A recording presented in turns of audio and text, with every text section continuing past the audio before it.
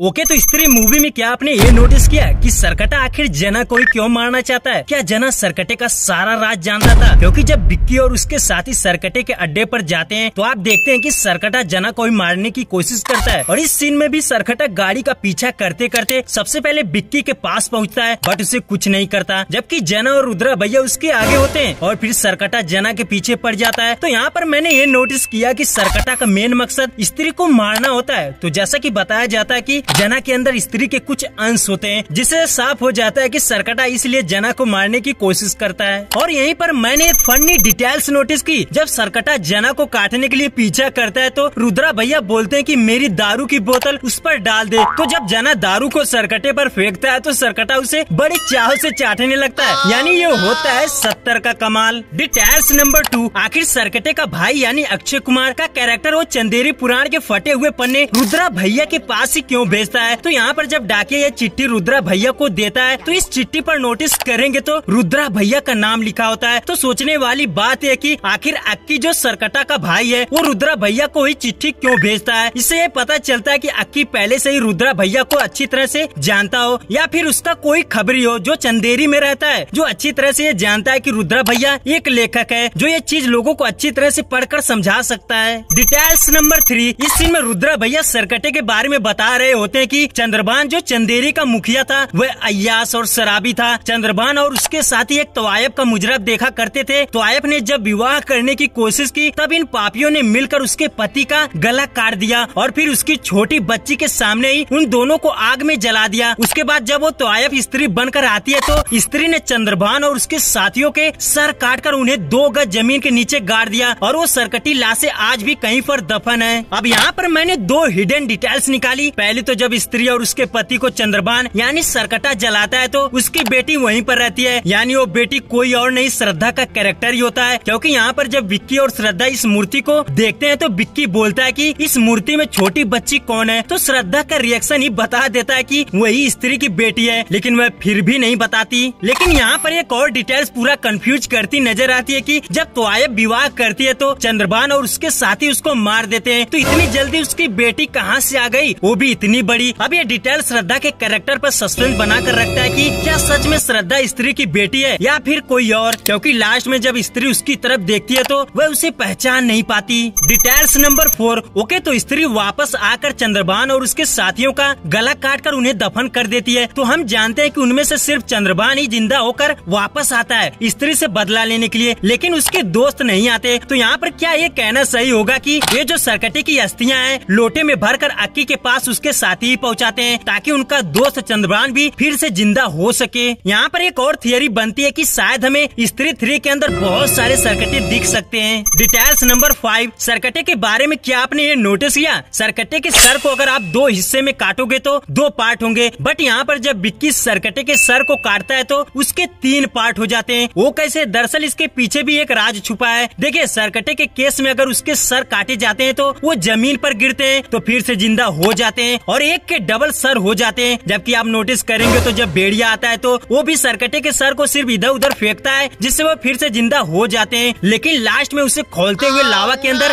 डाला जाता है जिससे सरकटा जिंदा ना हो सके। डिटेल्स नंबर 6, अब यहाँ पर आप ध्यान देना, स्त्री ने जब तलवार उठाई तो उसने सरकटे के सर पर वार नहीं किया, वह पहले सरकटे के बॉडी पर वार करती है, फिर उसकी टांग काटकर उसको जमीन पर गिरा देती है। अगर स्त्री चाहती तो सरकटे का पहले सर ही काटती, लेकिन ये स्त्री को बहुत अच्छी तरह से पता था कि अगर सरकटे का सर काटूंगी तो वो जमीन पर गिरेंगे और फिर जिंदा हो जाएंगे, इसलिए स्त्री पहले बॉडी पर वार करती है, फिर लास्ट में सर को काट कर लावे के अंदर फेंक देती है। लेकिन यहाँ पर सबसे पावरफुल डिटेल्स ये थी कि जब स्त्री सरकटे की टांग काटती है तो उसकी एक कटी हुई टांग यहीं पर छूट जाती है और बॉडी को खींचकर लावे के अंदर फेंकती है, बट एक टांग छूट जाती है। अब आपको ये पता है कि सरकटे का पार्ट जमीन पर गिरने से रीजेनरेट होता रहता है, तो क्या सरकटे का पैर ही रीजेनरेट होकर सरकटे की अस्थियां अक्की भाई तक पहुंचाता है? वेल, जो भी है, लेकिन सरकटा अब भी नहीं मरा, क्योंकि आप नोटिस करेंगे तो लास्ट में स्त्री सरकटे को लावा के अंदर फेंकती है, बट सरकटा फिर से अक्की भैया के बॉडी में आ जाता है, क्योंकि ये चंदेरी पुराण में लिखा होता है कि सरकटे की लाश आज भी कहीं पर दफन है, यानी जब तक सरकटे की लाश मिलेगी नहीं तब तक सरकटा मरेगा नहीं। अब ये सब स्त्री 3 में दिखा सकते हैं। डिटेल्स नंबर 7, तो स्टार्टिंग में हमें ये सीन दिखाया जाता है जब ये लड़की इस दीवार से सटकर सिगरेट पी रही होती है, तो हम साइड में देखते हैं कि एक राक्षस की मुंडी दिखाई देती है, जो हमें सिंबलाइज कर रहा होता है कि यहाँ पर सरकटे की एंट्री होने वाली है। डिटेल्स नंबर 8, इस सीन में जब सरकटा चिट्ठी को दीवार तोड़कर ले जाता है तो आप नोटिस करेंगे कि दीवार पर सरकटे की बॉडी का शेप बना होता है, जबकि मुंडी का शेप नहीं बना होता। यानी मेकर्स ने कितना डिटेलिंग पर काम किया है इस मूवी में। डिटेल्स नंबर 9, अभी इस सीन में जब श्रद्धा विक्की को छोड़कर जाती है तो जब गायब होती है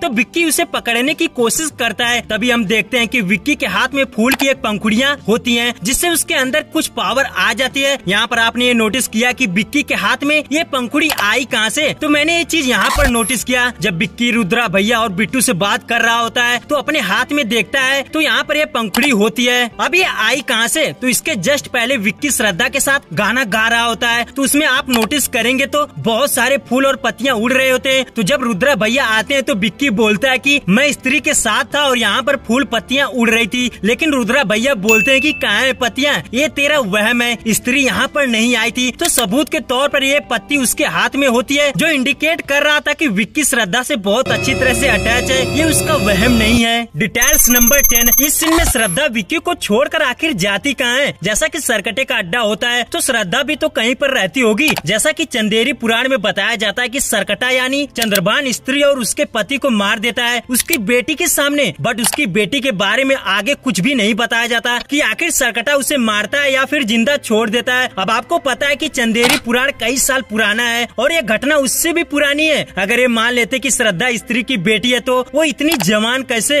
अब यहाँ पर एक थियरी निकल कर आती है कि शायद सरकटा स्त्री के साथ उसकी बेटी को भी मार देता है। जैसे पहले पार्ट में स्त्री की आत्मा भटक रही होती है, उसी तरह श्रद्धा का कैरेक्टर भी भटक रहा होता है। ऐसा हो भी सकता है यार, क्योंकि श्रद्धा लास्ट में विक्की को खुद बताती है कि मैं भूतनी पिशाचनी हूँ, इसलिए मुझे जाना पड़ेगा। तो शायद अब विक्की स्त्री 3 के अंदर श्रद्धा की मुक्ति के लिए भी कुछ कर सकता है। डिटेल्स नंबर 11, इस सीन में जब अक्की के पास पहुँचते हैं तो ये जगह भोपाल की होती है और अक्की मानसिक आरोग्य आश्रम के अंदर होता है और यहाँ पर हम बहुत सारे मेंटल लोगों को देखते हैं। अब ये सीन भोपाल गैस त्रासदी की तरफ इंडिकेट कर रहा होता है कि 1984 में ये घटना हुई थी और आज भी वहाँ पर बहुत सारे मेंटल लोग पाए जाते हैं। डिटेल्स नंबर 12, इस सीन में एक पियक्कड़ को दिखाया जाता है जो पहली बार सरकटे को देखा होता है। चिट्ठी को ले जाते वक्त ये कोई और नहीं, इस फिल्म के डायरेक्टर अमर कौशिक ही होते हैं, जिन्होंने एक कैरेक्टर प्ले किया था। डिटेल्स नंबर 13, ये डिटेल्स कमाल की लगी जब भास्कर जना से बोलता है कि वो जो लड़की थी उससे मेरी सेटिंग करा दे, तो जना बोलता है कि वो मेरे दोस्त की गर्लफ्रेंड है, तू भेड़िया है, एनिमल मत बन। यानी यहाँ पर ये सीधा सीधा एनिमल के रणविजय के कैरेक्टर को इंडिकेट कर रहा होता है।